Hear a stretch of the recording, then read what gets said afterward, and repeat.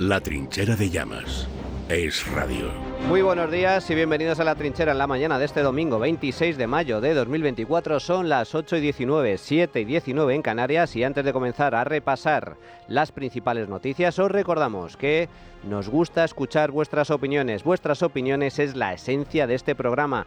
Hoy preguntamos, a raíz de la protesta, la convocatoria del Partido Popular hoy en Madrid a las 12 de la mañana, ¿por qué creéis que hay que manifestarse contra Sánchez y su gobierno? Podéis participar a través del número de WhatsApp al que nos podéis enviar vuestras notas de audio. En nuestro espacio de tertulia iremos escuchando vuestras opiniones. El teléfono es el 689 33 74 44. Repito, 689 33 74 44. Además, estamos en directo en nuestro canal de YouTube de Radio. También podéis opinar y contactar con nosotros a través de nuestra cuenta de Twitter, @trincherallamas. Ahora sí, vamos a repasar la actualidad con Javier García. ¿Qué tal, Javier? Muy buenos días, ¿cómo estás? ¿Qué tal? Buenos días, Manuel. Sí, a partir de las 12 de la mañana del mediodía se va a poder seguir aquí en Es Radio, en directo, en el programa Es la Mañana de fin de semana, la gran manifestación convocada por el Partido Popular en contra de Pedro Sánchez y de su gobierno. La protesta será en la Puerta de Alcalá de Madrid y los expresidentes del gobierno, José María Aznar y Mariano Rajoy, y los presidentes autonómicos populares van a arropar al líder del PP, Alberto Núñez Feijóo. La secretaria general del Partido Popular, Cuca Gamarra, aseguró ayer que hay una respuesta frente a Pedro Sánchez y anima a los ciudadanos a acudir a esta manifestación. ¿Qué hay respuesta? Mañana, por ejemplo, en las calles, mañana en la Puerta de Alcalá, que será el kilómetro cero de todos aquellos españoles que decimos no a la amnistía, no a la corrupción, no al privilegio de algunos, no a una España donde hay españoles de primera y de segunda, no a la España de los líos, para decir sí a una España fuerte, una España de ciudadanos libres e iguales, una España moderna, una España competitiva, una España donde haya agua, una España donde se proteja a los agricultores y a los ganaderos. A las 12 en la Puerta de Alcalá. Los populares quieren convertir la manifestación de hoy en la más multitudinaria de las que se han celebrado hasta el momento contra Sánchez, y que sea una enmienda a la totalidad en la calle contra la amnistía que se aprobará el próximo jueves, la corrupción que acecha a Sánchez, el hecho de que haya abierto 2 crisis diplomáticas en 4 días con Argentina y con Israel, y en defensa de los jueces y periodistas. Maite Loureiro, buenos días. Buenos días. En menos de 4 horas, el PP se concentra en la Puerta de Alcalá de Madrid a mediodía en un acto en el que esperan reunir a miles de personas para protestar contra el gobierno del bulo y la amnistía, que se vota el próximo jueves en el Congreso de los Diputados. La cita cuenta con la presencia de los presidentes autonómicos del PP, además de José María Aznar y Mariano Rajoy. Está previsto que intervengan Isabel Díaz Ayuso y José Luis Martínez Almeida como anfitriones, y también el filósofo y escritor Fernando Savater, que cierra la lista del PP a las elecciones europeas. El acto lo cerrará Alberto Núñez Feijóo. La cita, que se celebra en plena campaña de las europeas, tiene lugar la semana en la que el gobierno ha sufrido 2 duros varapalos parlamentarios que el PP interpreta como un aliciente a esta convocatoria, con la que esperan hacer una exhibición de fuerza de cara al 9 de noviembre. Bueno, pues esta manifestación, esta convocatoria del Partido Popular contra la amnistía y contra las políticas de Sánchez, esta mañana a las 12 en la Puerta de Alcalá. Y es que, a ver, hay que defender la democracia y la libertad por tierra, mar y aire. Y esto es una forma, una más, para defender la democracia. Lo hemos visto a lo largo de los últimos meses, cómo los jueces, los fiscales, los funcionarios, la gente, la población, saliendo a las calles, manifestándose, protestando. El Estado de Derecho está en riesgo. El imperio de la ley está en riesgo. La democracia misma está en riesgo. Estamos ante un autócrata, ante la mayor amenaza que ha sufrido este país desde el inicio de la democracia. No lo digo yo, lo dicen los juristas, lo dicen los expertos, lo dicen los jueces. Es una barbaridad lo que está cometiendo este gobierno, atacando directamente las instituciones, utilizando el Estado para fines personales y partidistas.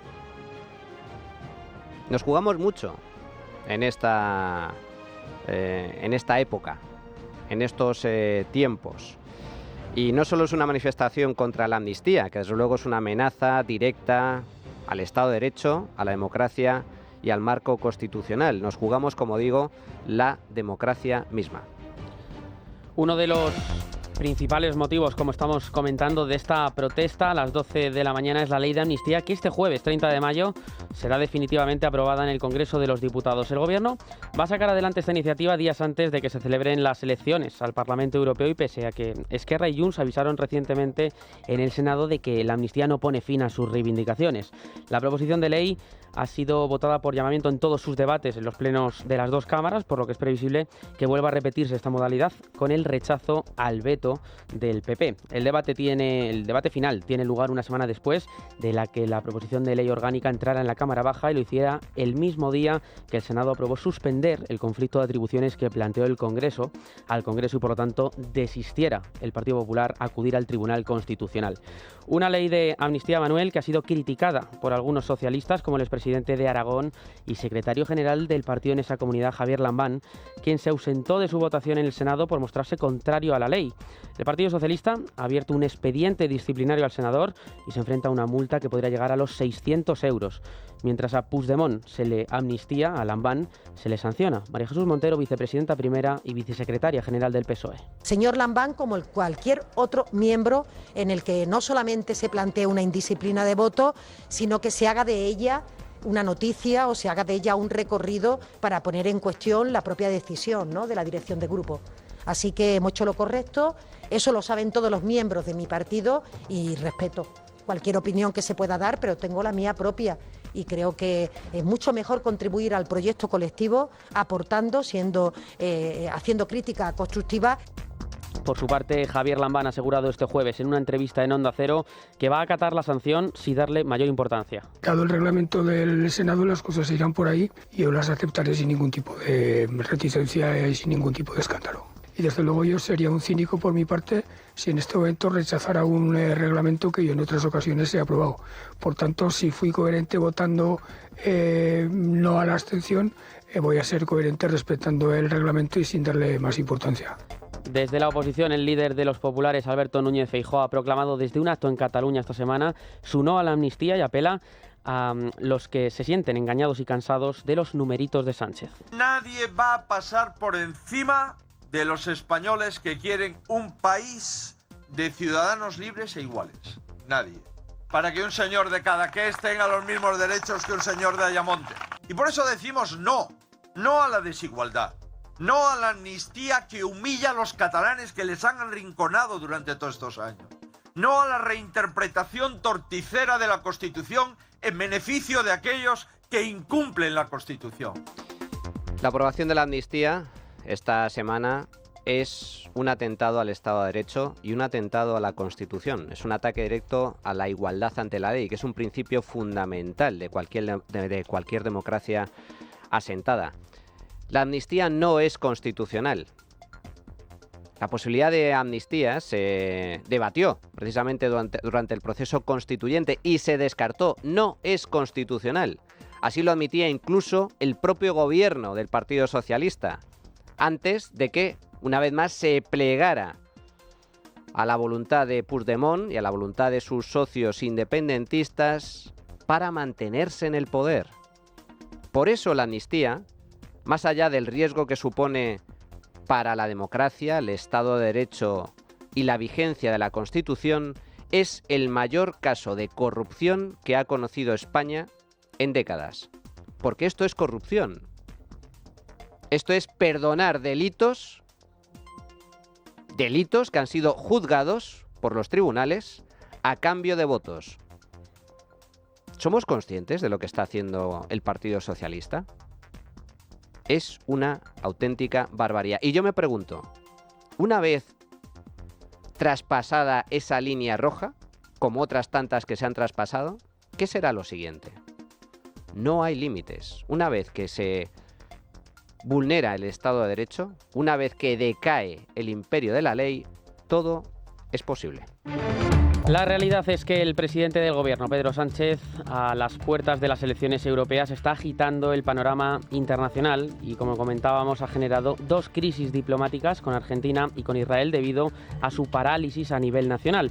Desde el Partido Popular atisban al presidente del gobierno sumido en un momento crítico, agravado Tras 2 varapalos parlamentarios en 48 horas. Por un lado, la ley abolicionista de la prostitución impulsada por el Partido Socialista, posiblemente una de las leyes más importantes que presentarán esta legislatura en materia de igualdad, ha decaído este martes en el Congreso por falta de apoyo. Por otro lado, el Gobierno ha retirado la ley del suelo para evitar 2 derrotas seguidas en el Congreso porque tampoco tenía el apoyo suficiente.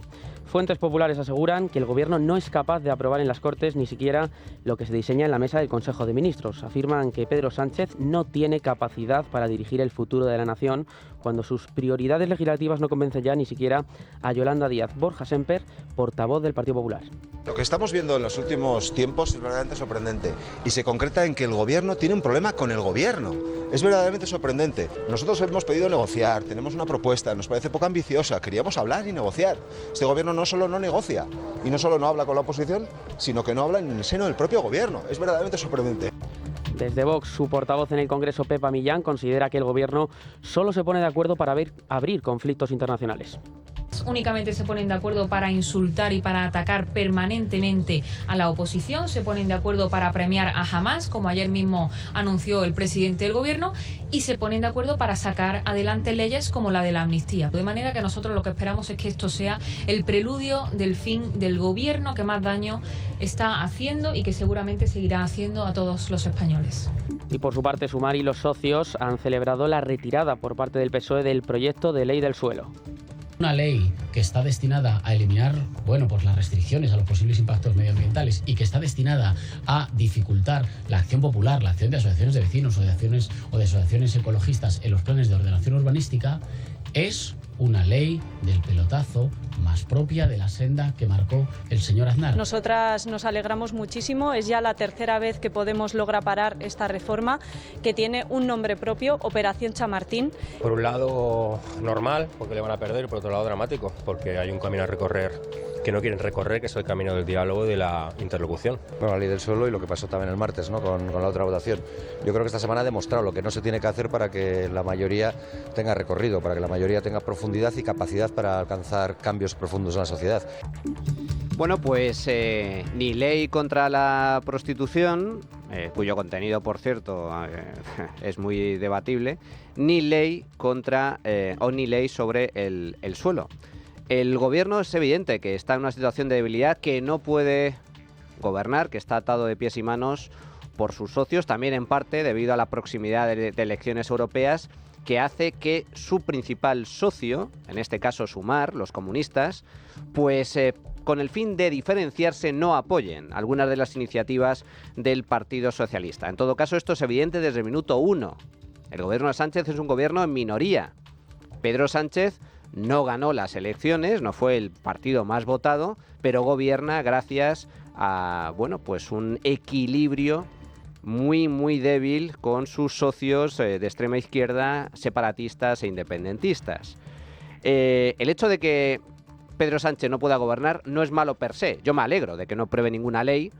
Casi es mejor que no apruebe ninguna ley, porque cualquier ley que salga del Consejo de Ministros, de ese Consejo de Ministros, tiene una alta probabilidad de ser terriblemente perniciosa y perjudicial para el conjunto de los españoles. La cuestión es hasta qué punto puede mantenerse en una legislatura sin aprobar leyes. Bueno, esa es la gran cuestión. Yo soy de la opinión de que, aún así, Pedro Sánchez aguantará, porque a Pedro Sánchez no le interesa aprobar unas u otras leyes. Lo que le interesa a Pedro Sánchez es estar en el poder, permanecer en el poder a toda costa, incluso en una situación en la que ni siquiera puede aprobar legislación o puede gobernar por decreto. Todo apunta a que Pedro Sánchez se mantendrá en el poder e incluso intentará agotar la legislatura pese a estar en esta situación o posición de debilidad. Únicamente convocará elecciones cuando considere que tiene opciones para volver a revalidar su mandato.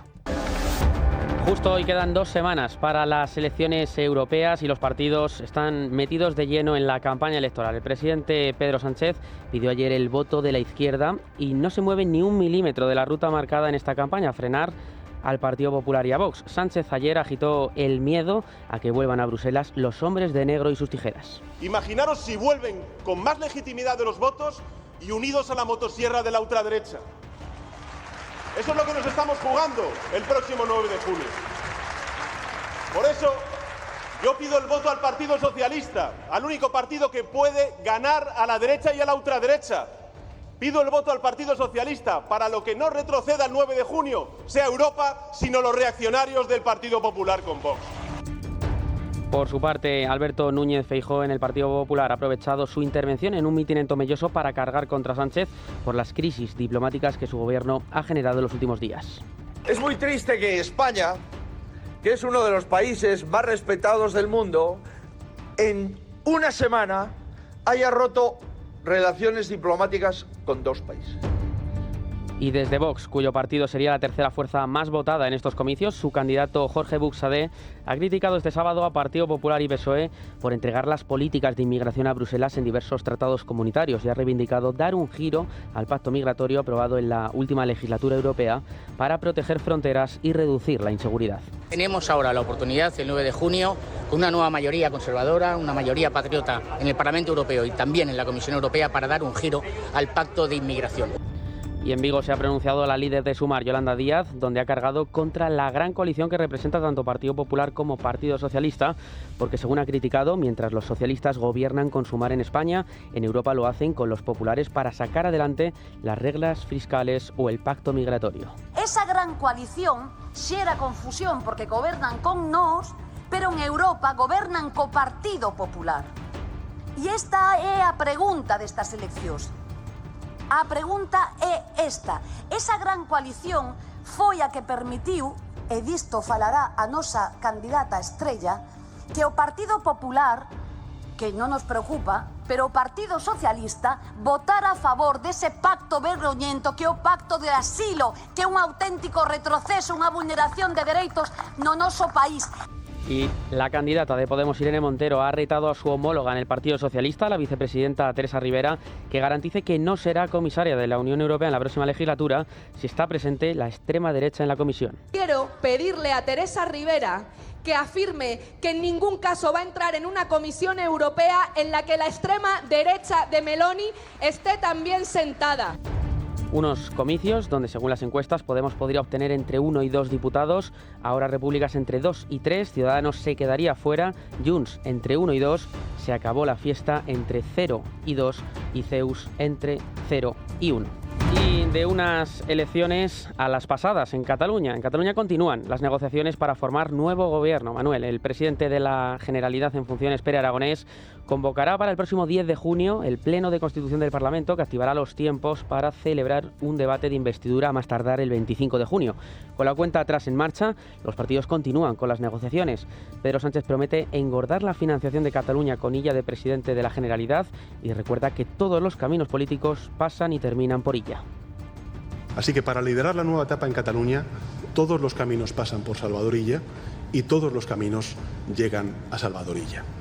Y por eso estoy convencido de que Salvador Illa encontrará el mejor camino para hacer avanzar a Cataluña. Lo que proponemos desde España para Cataluña ante esta legislatura que acaba de echar a andar es un respeto a la historia, la cultura y la lengua catalana. Es una mejor y mayor financiación, cumpliendo con los compromisos adquiridos y redoblar nuestra inversión en infraestructuras. Salvador Illa no descarta un gobierno con Junts y asegura que no es imposible. En una entrevista en La Sexta ha asegurado que está abierto a un gobierno de coalición. ¿Usted prefiere gobernar solo, en minoría o en compañía de otros? Yo voy a tener una actitud generosa y yo creo que Cataluña necesita un gobierno estable y por tanto estoy dispuesto a asumir que para adquirir esta estabilidad hay que tener abertura de miras, generosidad, mucha disposición y predisposición al diálogo. Destaca que se reunirá con todo el mundo menos con Vox y Alianza Catalana y no rechaza reuniones o intercambios de puntos de vista con el Partido Popular. Y por su parte Junts amenaza con una repetición electoral si el PSC no facilita la investidura de Puigdemont, una investidura que en ese caso Esquerra no bloquearía. El expresidente de Gobierno Felipe González ha asegurado esta semana en una entrevista en Antena 3 que a quien hay que apoyar no es al prófugo sino al candidato Salvador Illa. Y ahora lo pone de ejemplo Puigdemont, dice, es que tú también perdiste. Y con mi apoyo gobernaste, por tanto ahora devuélveme el apoyo para que no sea ella el que gobierne. Yo espero que esto no ocurra, de verdad espero que esto no ocurra, este intercambio de cromos. No, al contrario, yo creo que hay que apoyar, de verdad, hay que apoyar a Salvador Illa. Y hay que apoyarlo, de verdad, por los catalanes, por la sociedad catalana. Y después de que Oriol Junqueras anunciase un congreso el 30 de noviembre para que los militantes de Esquerra Republicana decidan sobre su continuidad al frente del partido, las diversas corrientes dentro de la formación han empezado ya a mover ficha. Este miércoles, uno de los sectores más críticos con la dirección del partido, el colectivo de militantes 1 de octubre, ha anunciado que presentará una candidatura para optar a la renovación de la cúpula. De momento no adelantan qué nombres podrían protagonizar esta candidatura alternativa a la de Junqueras y llaman a toda la militancia descontenta con el actual rumbo del partido a sumarse a su causa. Y pese a las múltiples presiones que está recibiendo durante las últimas semanas y la filtración de un informe de la Guardia Civil al diario El País, el juez que investiga a la mujer de Pedro Sánchez, Begoña Gómez, ha abierto nuevas diligencias sobre el caso. Juan Carlos Peinado ha pedido un informe sobre las frecuentes e inusuales visitas del fiscal del caso al juzgado y su inhabitual actitud procesal al haber recurrido en apelación de manera casi automática a la apertura del procedimiento por la actuación de la esposa de Sánchez. Además, ha optado el juez por pedir la ayuda de la Intervención General de la Administración del Estado para que analice si el multimillonario rescate del gobierno de Sánchez Air Europa, benefactora de algunas de las actividades profesionales de su mujer, hubo alguna irregularidad. Vamos a conocer todos los detalles. Miguel Ángel Pérez, buenos días. Buenos días. El titular del Juzgado de Instrucción número 41 de Madrid, Juan Carlos Peinado, ha encargado a la Intervención General del Estado, la IGAE, investigar el rescate millonario del gobierno de Pedro Sánchez a Air Europa y las adjudicaciones al gurú de su esposa Begoña Gómez, Juan Carlos Barrabés, tal y como desvelaba Libertad Digital. Gómez es investigada por un presunto delito de tráfico de influencias y otro de corrupción en los negocios. El informe de la Unidad Central Operativa de la Guardia Civil, UCO, filtrado al diario El País esta semana, en el que no se encontraban irregularidades, es preliminar y la investigación está muy viva. Fuentes de la investigación consultadas por Libertad Digital destacan que las pesquisas apenas han comenzado y asegurar que la Guardia Civil no ha encontrado ningún indicio delictivo contra la esposa del presidente del gobierno es una completa manipulación. De hecho, apuntan estas fuentes, el juez ha encargado a la IGAE a analizar a fondo el expediente completo del rescate del gobierno de más de 600 millones de euros a la aerolínea Air Europa y de las ayudas y adjudicaciones a la empresa de Juan Carlos Barrabés, recomendada por la propia Begoña Gómez. La investigación se encuentra en una fase incipiente. Que hasta el momento no se hayan apreciado indicios delictivos no quiere decir que no se puedan encontrar en el futuro. Todavía queda esperar los informes de la propia IGAE y otros tantos que efectuará la UCO, sostienen. Las mismas fuentes afirman que se ha intentado utilizar a la Guardia Civil para defender la supuesta inocencia de Begoña Gómez. El caso está bajo secreto de sumario y es un escándalo que se haya filtrado un informe policial del procedimiento solamente un día antes de que compareciera en el Congreso de los Diputados el presidente del gobierno sobre este asunto. El círculo de posibles filtradores es muy reducido. De hecho, el sindicato denunciante Manos Limpias ha solicitado al juez la apertura de una pieza separada para investigar esta filtración. Mientras tanto, el juez Peinado ha citado al empresario Juan Carlos Barrabés y a otras 5 personas, entre ellas varios cargos de Red.es, para declarar entre el 6 y el 7 de junio. Bueno, pues este es el caso, esto es lo que hay que analizar, esto es lo que hay que investigar, esta es la clave de todo el asunto y esta es la razón por la cual el gobierno, con el presidente Pedro Sánchez a la cabeza, ha lanzado toda una campaña contra la prensa y contra la justicia. Esta es la gran cortina de humo de Pedro Sánchez y Moncloa para ocultar las miserias del Partido Socialista y, más concretamente, los escándalos de su mujer, con sus turbios negocietes, que es lo que está investigando ahora la justicia. La justicia determinará si hay legalidad o no hay legalidad, si hay corrupción o no hay corrupción, si hay o no tráfico de influencias. Lo que es cierto, lo que no hay ninguna duda al respecto, es que huele mal. La imagen es terrible. Y una cosa es si hay o no ilegalidad y otra cosa diferente es si es o no ético. Y desde luego no es ético. No es ético que la mujer del presidente, pues de alguna forma se esté aprovechando de su posición para hacer determinados negocios particulares. Eso no es ético. Yo no sé si es ilegal o no. si es irregular o no. Lo tendrá que determinar un juez, pero no es ético. Y eso es condenable y reprochable política y socialmente. Pero esta es la clave y los escándalos que rodean a este caso. ¿Qué hace el fiscal yendo todos los días al juzgado a preguntar sobre cómo va el caso? ¿Qué es esto? ¿Qué hace el gobierno filtrando un informe confidencial preliminar de la UCO? ¿Qué es esto? ¿Y qué hace? ¿Qué es lo que está pasando en torno a este juez que está recibiendo todo tipo de amenazas y presiones? ¿Pero esto qué es? ¿Esto es un país serio? No. Esto, por desgracia, hace tiempo que dejó de ser un país serio.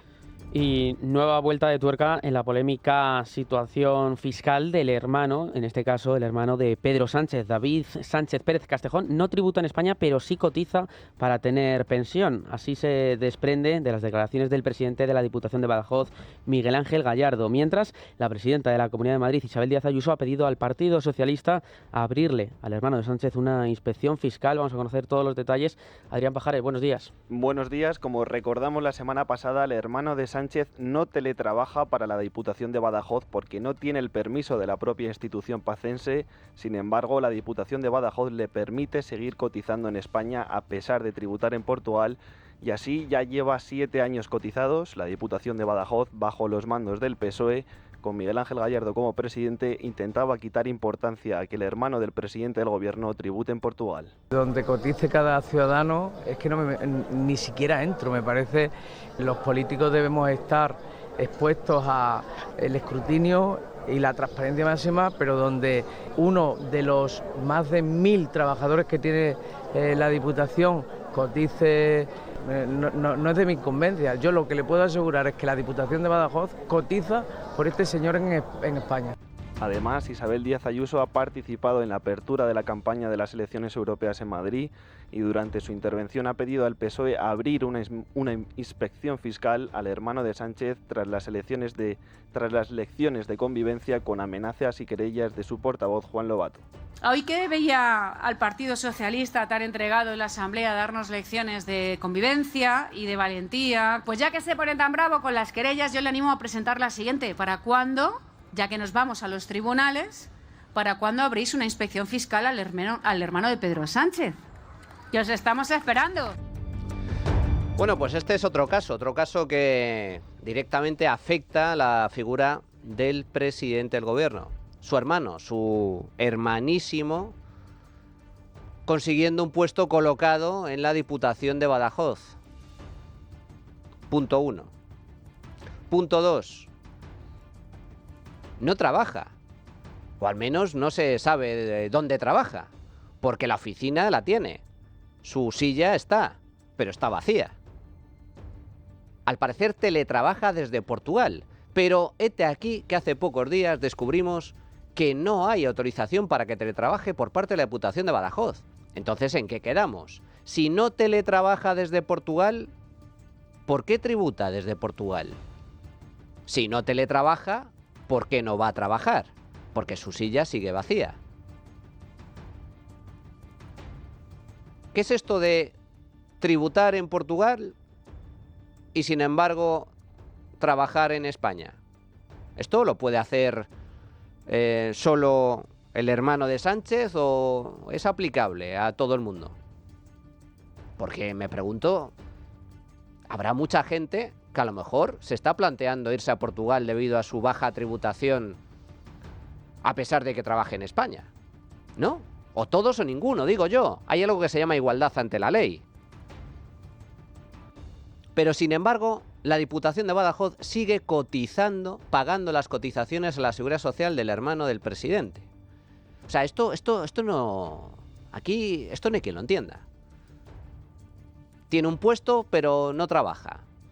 Trabaja desde Portugal, pero no tiene autorización para teletrabajar. Tributa en Portugal, pero cotiza en España. ¿Pero esto qué es? ¿Esto qué es? Oiga, desde luego, Hacienda, que está tan pendiente, tan controlando absolutamente cualquier movimiento para que no se escape ni un solo euro por parte de todos los españoles, aquí hace la vista gorda. Algo absolutamente incomprensible. Y la pareja de Isabel Díaz Ayuso, Alberto González Amador, ha acudido este miércoles al Tribunal Superior de Justicia de Madrid para ratificar su querella contra 2 fiscales a quienes acusa de un delito de revelación de secretos. Este presunto ilícito lo habrían cometido al publicar una nota de prensa sobre los contactos entre el Ministerio Público y la defensa de González Amador en relación al caso del presunto fraude fiscal cometido por este durante la pandemia. Este mismo miércoles la Fiscalía ha remitido un recurso al Tribunal Superior de Justicia de Madrid contra la querella presentada por el novio de Ayuso. Además, acudió también el pasado lunes a los juzgados de Plaza de Castilla para declarar respecto a este caso, una declaración, eso sí, que finalmente ha quedado pospuesta hasta el próximo 24 de junio. Y en el apartado económico, Manuel, los sindicatos de la agencia tributaria siguen en pie de guerra contra la dirección de este mismo organismo. Desde la agencia tributaria reclaman mejoras laborales y sueldos más altos. Esta disputa ha destapado los elevados salarios de los que gozan los altos cargos del ministerio dependiente de María Jesús Montero, aunque desde los sindicatos desconocen los criterios de repartición. Vamos a conocer todos estos detalles en profundidad. Beatriz García, buenos días. Muy buenas. El conflicto entre los sindicatos y Hacienda ha destapado un asunto muy llamativo que ocurre dentro de la agencia tributaria y son los desorbitados sueldos de sus altos cargos. En concreto, en España hay 5 inspectores de Hacienda que cobran la friolera de más de 160.000 euros al año, tal y como denuncia CESIF, unos cuantiosos sueldos que superan al de la propia María Jesús Montero. Otro detalle que resulta escandaloso es que para llegar a estas ingentes cantidades de dinero público, los funcionarios reciben complementos específicos y otras gratificaciones extra que la agencia tributaria reparte de manera discrecional y con total opacidad.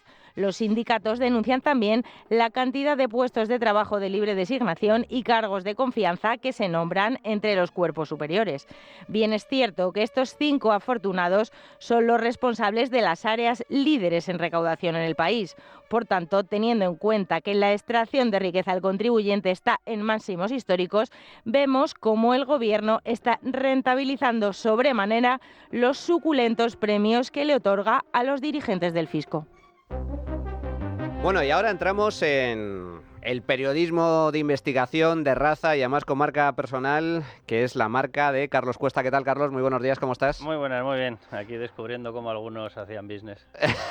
Bueno, ¿qué nos traes esta semana? Cuéntanos. Bueno, pues lo que ha ocurrido esta semana, que yo creo que es importante, lo digo por ponerlo un poco en contexto, es que determinadas fotografías que teníamos de cosas que evidentemente tienen un olor a corrupción de muchísimo cuidado, empiezan a situarse dentro de ese puzzle en la posición adecuada. Cada pieza empieza a coger ya y se empieza a ver una fotografía que provoca temblores.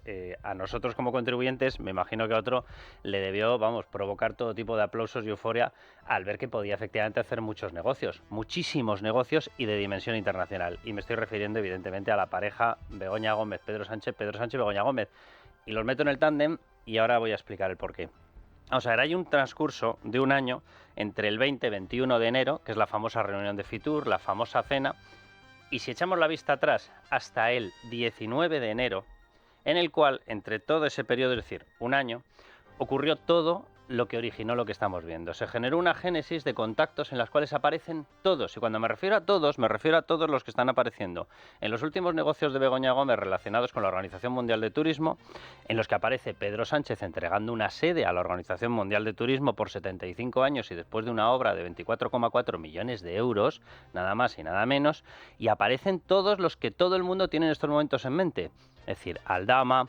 Aparece una persona venezolana de nombre Brizuela Guevara, que casualmente era el responsable de una empresa, que fue el que se encargó de traer el dinero de vuelta una vez reenviado a República Dominicana. Brizuela, por cierto, es de Venezuela. Aparece Félix Plasencia, ministro de Turismo, pero que no tenía la prohibición de la Unión Europea para estar en España y que vino en el viaje de Delcy Rodríguez. Aparecen todos y aparece Begoña Gómez.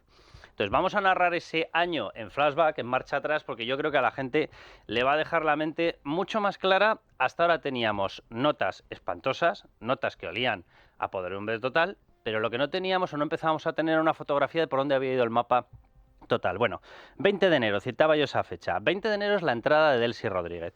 Yo simplemente voy a ir nombrando quiénes estaban, ¿vale? Visita a Delcy Rodríguez, por cierto, prohibida en España, nunca debió estar en España, se la permite entrar en España, se la permite entrar sin control de las maletas. Ahí hay varias personas y las enumero. Delcy Rodríguez, por supuesto, pero le acompaña Félix Plasencia. ¿Quién es Félix Plasencia? Ministro de Turismo de la narcodictadura. Pero la Unión Europea, en el listado que hizo de prohibiciones de entrada, no incluyó a Félix Plasencia. ¿Tenía una disculpa para entrar? Sí, venía a Fitur, decía. Vale. ¿De quién era amigo? De Ábalos. ¿Quién estaba allí también? Ábalos, Koldo García Izaguirre y Víctor de Aldama. ¿Quién es Víctor de Aldama? La persona con la cual hizo toda la relación Begoña Gómez con Javier Hidalgo, CEO de Globalia, empresa posteriormente multimillonariamente rescatada. Bien, repito, Delcy Rodríguez, Félix Plasencia, Ábalos, Koldo y Aldama. En esa visita que nunca se debió producir de Delcy. ¿Qué ocurrió al día siguiente? No nos vamos muy lejos, 21 de enero de 2020. Directamente hay un pronunciamiento por parte del gobierno español en el que dicen ya dejamos de respaldar a Juan Guaidó. Curioso, el día después de la visita de Delcy Rodríguez. ¿Pero qué más ocurre ese mismo día 21? Que es la reunión de Fitur y la cena de Fitur. ¿Quiénes aparecen en la cena de Fitur? Félix Plasencia, el hombre de Venezuela de la narcodictadura que sí tenía permiso para entrar, Javier Hidalgo, CEO de Globalia, empresa posteriormente multi rescatada multimillonariamente, Begoña Gómez y atención a este nombre, Zurab Pololikashvili. Es un georgiano que es el director general de la Organización Mundial de Turismo. Que la gente se quede con este nombre. Sé que es complicado, vamos a llamarle Zurab, ¿vale? Zurab, responsable de la Organización Mundial de Turismo. Bien, solamente por hacer una anotación adicional, el 20 de enero era 13 días después de la investidura de Pedro Sánchez. Anda que corrieron, para preparar los business. En cuanto se vio con el respaldo pleno de Podemos y un gobierno estable, empezó la estructura. Vamos un poquito hacia atrás, no mucho, septiembre del año previo. 9 al 13 de septiembre de 2019. ¿Qué ocurre? Bueno, lo primero, la ubicación, San Petersburgo. ¿Qué es lo que ocurre? La cita, asamblea de la Organización Mundial de Turismo. Estrella invitada, Zurab, obviamente. ¿Qué más estrellas invitadas hubo? Begoña Gómez, Javier Hidalgo, Víctor de Aldama. Curioso, ¿verdad? Bien, vamos un poquito más atrás, o antes hago una anotación. ¿Para qué aprovechó Zurab la visita de Begoña Gómez? Le montó una reunión con ministros africanos, que era ella responsable del Africa Center. ¿Tenía titulación para haber estado? Bueno, sí, y para haber sido el bombero torero. No tenía ninguna titulación universitaria, la podían haber nombrado directora de la NASA o directora del Africa Center. Ahí estaba, vale. Vámonos un poquito más atrás y cerramos este flashback que había comentado. Enero de 2019, la primera fecha que yo citaba. ¿Dónde nos vamos? A Madrid. Bien, enero de 2019, Pedro Sánchez estaba en el gobierno ya. No tenía el gobierno estable con Podemos, que constituyó posteriormente, pero llevaba desde mayo-junio, gracias a la moción de censura que le hizo Mariano Rajoy, estaba en el gobierno. ¿Qué ocurrió? Bueno, pues hubo una serie de contactos. ¿Entre quién? Atención, entre Pedro Sánchez y Zurab. No Begoña, Pedro Sánchez y Zurab. ¿Qué ocurrió? Pues que ahí hubo un compromiso, aprovechando una determinada cita, hubo un compromiso público por parte de Pedro Sánchez de que a Zurab, y de hecho el firmante del documento posterior cuando se acabó firmando fue Zurab Pololikashvili, hubo un compromiso de que se le iba a ceder en una de las mejores zonas de Madrid una sede de 9.000 metros cuadrados gratis et amore por 75 años, previo pago de una reforma de 24,4 millones de euros. ¿No estaba mal el regalo? Conocemos el celofán y conocemos el lazo y conocemos la consecución posterior de todo lo que fue pasando. Esto es lo que ocurrió, pero cuidado, es que en enero de 2019 ocurrió algo más, y es que se presentó Guacalúa. ¿Qué es Guacalúa? Guacalúa es el invento de Globalia en el que ya aparece Begoña Gómez apadrinando, lo gestionaba Javier Hidalgo, el de la empresa Globalia, posteriormente rescatada multimillonariamente. ¿Dónde hicieron la presentación de Guacalúa? Redoble de tambores, en las instalaciones de Carlos Barrabés. ¿Quién es Carlos Barrabés? El de las cartas de recomendación de Begoña Gómez desde el máster para que le dieran unos concursos públicos.